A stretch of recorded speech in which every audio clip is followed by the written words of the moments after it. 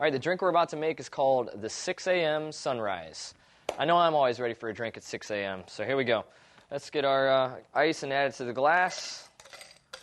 And start off with a full shot and a half of gin. So here we go. There's one shot and a half. And we're just going to fill it up the rest of the way with Mountain Dew. Get a little yellow 5 in there. And let's just mix it up back and forth.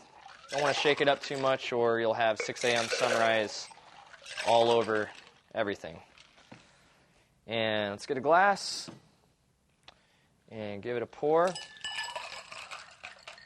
And now, for that beautiful sunrise look, we're going to give it a dash of grenadine. Here we go. Watch the sunrise. Beautiful. Give it a straw. Roll yourself out of bed and enjoy the 6 a.m. sunrise. Bottoms up.